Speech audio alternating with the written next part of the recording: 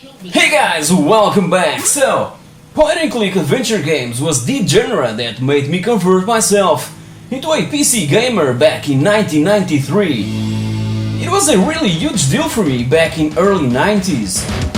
So, let's take a look at my 10 all-time classics.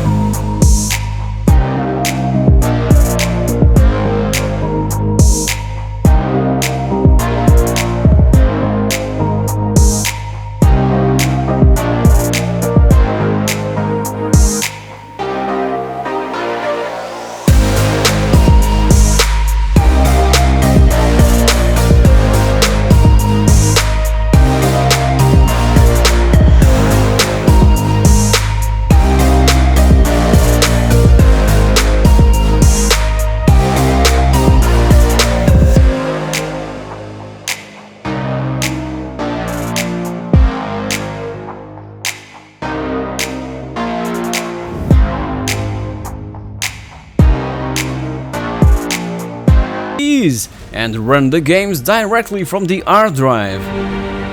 The disc swapping era was over.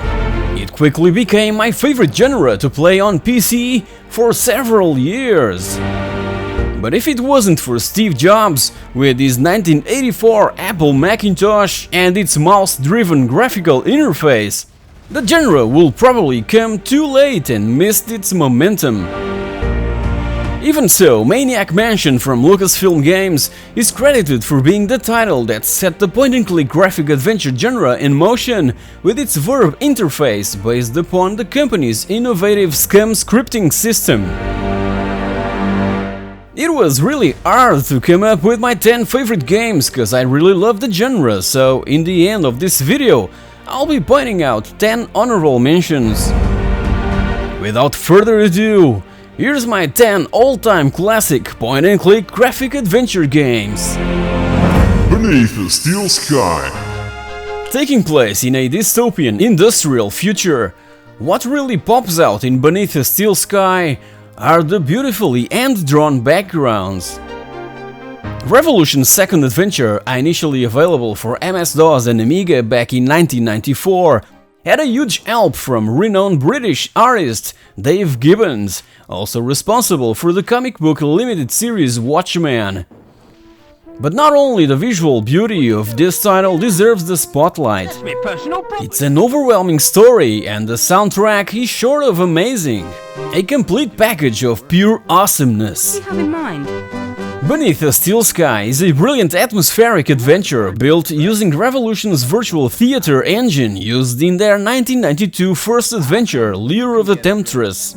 So in this one we play the role of Robert Foster along with his pet robot Joey that also can be used to solve puzzles and upgraded with spare parts. Along with two more from this list, it was one of the last point-and-click graphic adventures that I've played all through to the end.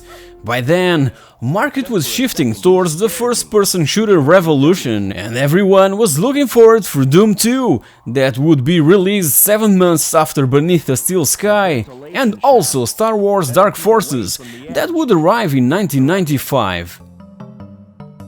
Excuse me. Better be careful I don't fall in there. Star Trek 25th Anniversary. In 1992, Interplay developed indoors a point-and-click graphic adventure based on the Star Trek universe. And after playing Star Trek 25th Anniversary, I felt the urgent need to watch all movies from this amazing franchise. But let's be honest, I've always preferred the Star Wars universe. But sadly, there was never a Star Wars based point-and-click graphic adventure, so I was extremely pleased with this one.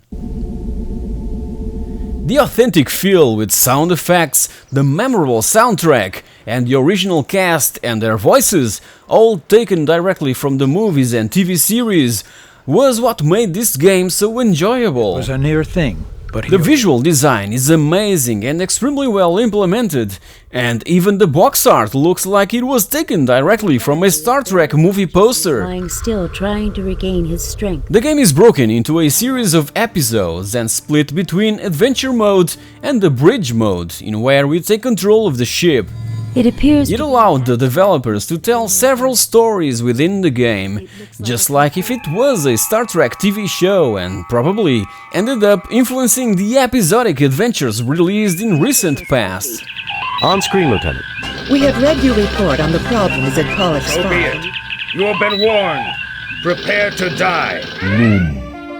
Now, here's a game that I played and finished on my Amiga 500 after I heard about it in another LucasArts monkey-related adventure by 1990 and fell in love with its aesthetics.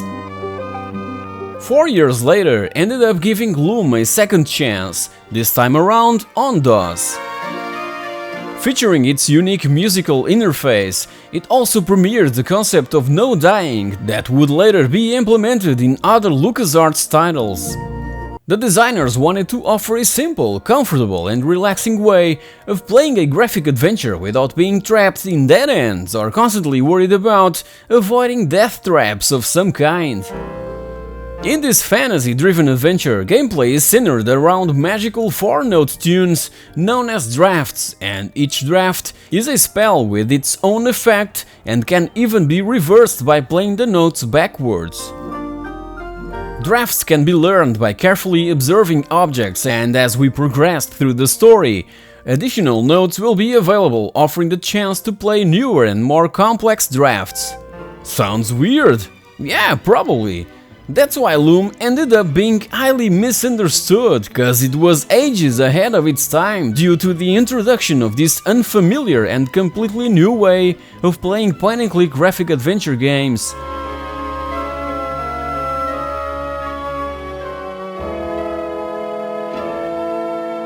The Dig.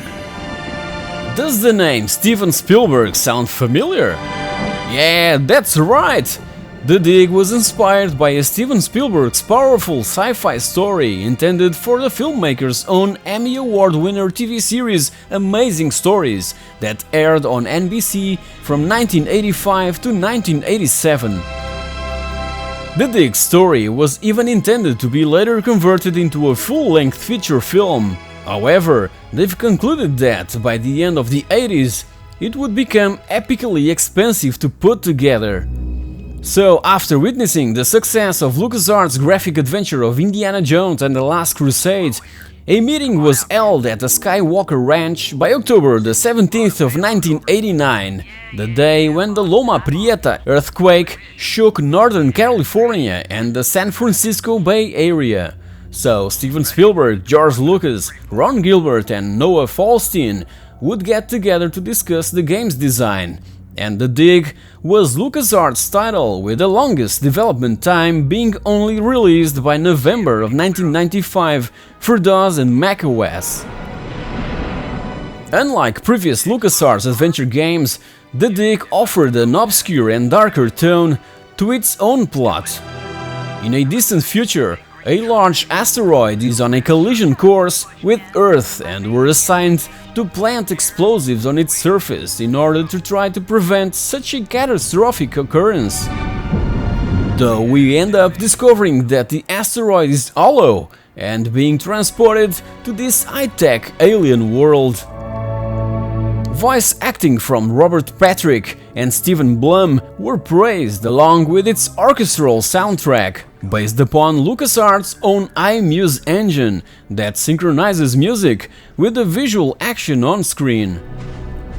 With all these ingredients, and with this space theme involving alien technology, I got so hyped to keep on advancing through the story, in a time where there wasn't practically nowhere to go for clues, hints or tips. Its puzzles were indeed quite harsh and painful, so I can firmly state that The Dig was the most challenging graphic adventure that I've ever played, and I love it for that! Another ghost. King's Quest VI. I always recall this sixth title of the King's Quest franchise with huge nostalgia.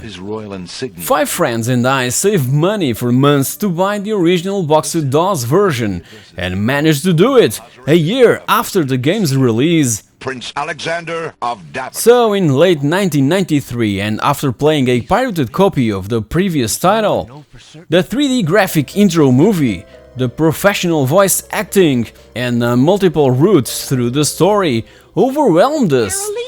It just blew us away. Obviously that we needed to make copies of the original floppy disks so that each of us would play it and share experiences, helping each other advancing through the story. Insist, Your Highness. Every day at school we would gather around and talk about each other's progression, and this was how we shared walkthroughs in early 90s. We would even draw sketches for the puzzles and take photocopies so that when we got home could advance a bit more. It was the first point-and-click graphic adventure that I played on my brand new IBM PS1, with sound coming only from the PC speaker. Sound cards and a pair of speakers were so expensive back in those days, a luxury, so King's Quest VI was played entirely using the internal speaker of my IBM that gladly had this pretty handy volume knob so that I could play the game all night long. King's Quest VI brought huge improvements to the series and could finally rival LucasArts' graphic adventures with its awe-inspiring visual beauty. An amazing experience that brings so many awesome memories. A maiden, lovely and pure. Indiana Jones and the Last Crusade. Prior to the 1989 point-and-click graphic adventure of Indiana Jones and the Last Crusade, I had already a taste of the genre with Maniac Mansion on a Commodore 64, and prior to that, with Larry's and Wilco's first text-based adventures. But besides being based on my favorite Indiana Jones movie, the first point-and-click graphic adventure that I've ever played on my own home computer was this one, Indiana Jones and the Last Crusade. Here's my original Kicks re-release of the Amiga game, one of the few, back from those days, that wasn't sold and managed to survive all these years. If I recall correctly, the graphic adventure was released for Amiga, Atari ST, Mac, PC and FM Town simultaneously with the premiere of the movie, and if that wasn't enough, there was also an extremely difficult action game for 8 and 16-bit systems like the ZX Spectrum, Amstrad CPC, C64, Amiga, Atari ST, Sega Mega Drive, Genesis, Game Boy, NES, etc. that I've also enjoyed playing, cause it perfectly captured the essence of the movie. So, making a video game based on a movie is a piece of cake, but making a good video game based on a movie is rather difficult. Lucasfilm Games, rebranded to LucasArts a year later, masterfully achieved that. The video game was as good as the movie and were completely immersed into this amazing adventure. It featured a clever IQ score system that would engage players to find alternate solutions to puzzles and thus giving this game a high replay value. I can't simply recall how many times I got back to this game. I've already reviewed it. It was, in fact, one of my early reviews for the channel. Check it out if you're curious.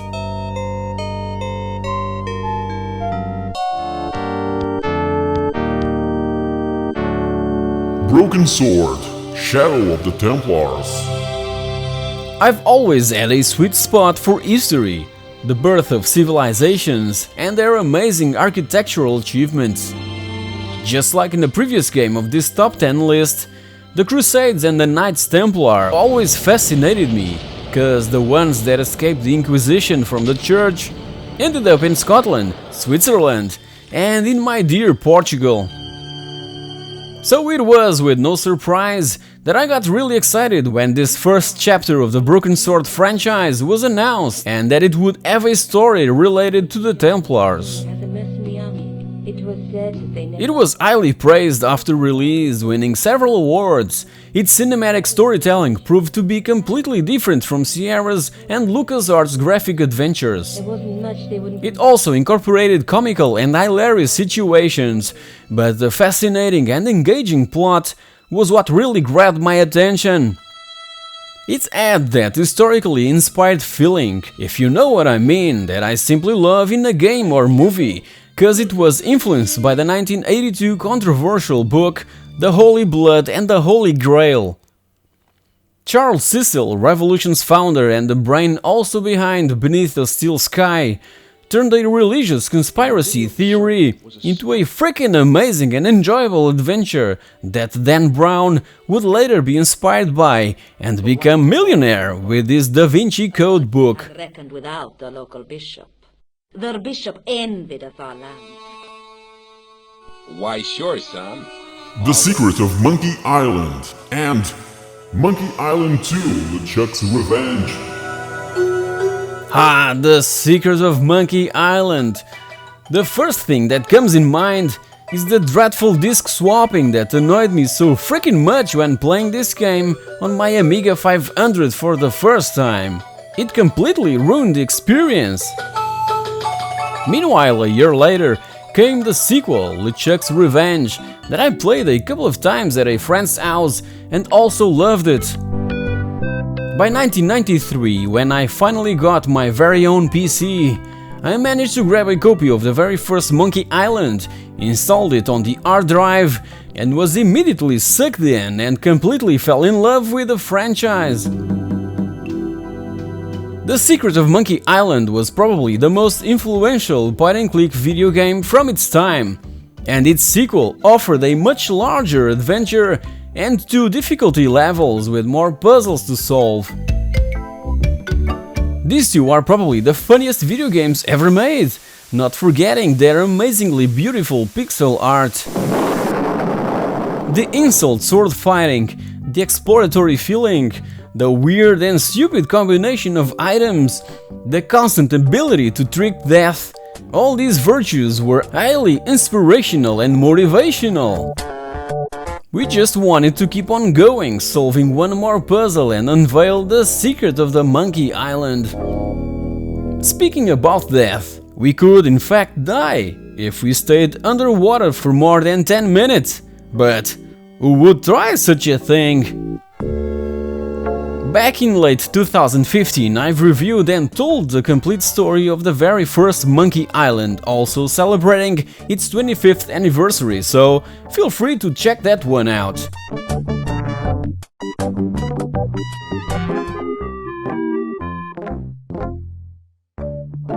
Day of the Tentacle. Now, here's the sequel to the title, credited for being the very first point-and-click graphic adventure. Maniac Mansion set the tone for things to come, and Day of the Tentacle was the pinnacle of craziness and weirdness in the genre. Day of the Tentacle is probably the title that most perfectly fits the answer to the question, what is an adventure game? Just like Castlevania Symphony of the Night answers the most famous question in video games history, what is a man? Spread out commando style. Laverne? Day of the Tentacle isn't just an adventure game, it's a mix of that ingredient with comedy, strong characters, puzzles, love, and different worlds packed with different stuff. Day of the Tentacle is all that and much more. Yes, thank you. There's 3 different characters working together in the past, present and the future to defeat the evil purple tentacle that is trying to take on the world. There's a bit of American history depicted in this game's past that was quite complicated to come around back then, cause yeah, my teacher was more focused in Portuguese history and ancient civilizations, but hey, don't let that little bit scare you. Otherwise, you'll be missing out one of the most beautiful graphic adventure games ever created, that was even remastered for the current gen systems, and I'm playing it right now on my PS4 all over again. But now, I know... Don't worry, guys. This time I know I can stop him. Indiana Jones and the Fate of Atlantis. You've already noticed that I'm the biggest Indiana Jones fan out there, and the Fate of Atlantis should be turned into a movie and remastered for current gen systems like Day of the Tentacle was. Screenwriter Al Barwood, that would return later to also write the story for Infernal Machine, wrote an amazing plot centered around the lost continent of Atlantis. I've forever been intrigued with Plato's amazing Atlantis dialogue, so The Last Crusade was begging for a sequel, and it eventually arrived, firstly in 1992 and a year later in an enhanced CD-ROM version, which included amazing voice acting and digitized sound effects. This was the one that I've played back then and played again and again and again. First mentioned by Plato. Now it offered an overwhelming and original story that can rival with the ones from the 3 first movies. The 4th one is quite forgettable, so Nazis, a sort of mythological flavor, and a beautiful and somewhat annoying female character were the perfect ingredients for an Indiana Jones adventure. Sophia Hapgood would return later for Indy's first 3D action adventure, The Infernal Machine, released in 1999, and that I've also reviewed in the past. Needless to say that later I would also grab the GOG and Steam versions to play again and again and again. Damn, I completely lost the count of how many times I've played and finished The Fate of Atlantis. It still has the power to hold my attention hostage, like if there was no tomorrow. And let's not forget that this game was included as an unlockable extra of the Wii version of Indiana Jones and the Staff of Kings. 25 years later, Indiana Jones and the Fate of Atlantis refuses to die, and I truly hope that somewhere in the near future we'll receive another suitable adventure worthy of the presence of the man in the hat himself. Out straight lines. In the meanwhile, I'll be playing the demo of the fan-made Fountain of Youth.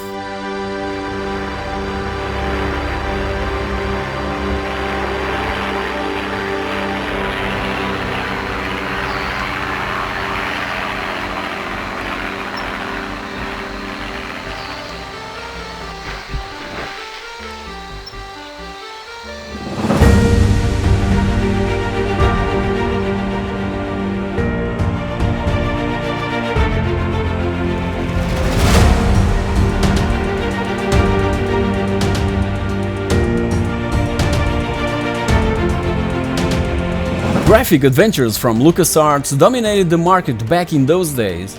The high quality of their products completely drowned out all competition. Later, the rise of the first-person shooter genre practically eradicated point-and-click graphic adventures. Even so, its spirit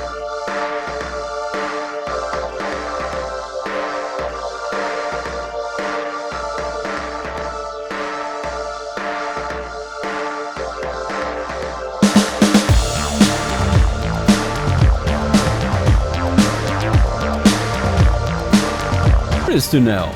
Meanwhile, click on these other examples for more amazing stories from the golden age of video games. Thank you very much for watching, and I'll see you all in the next episode.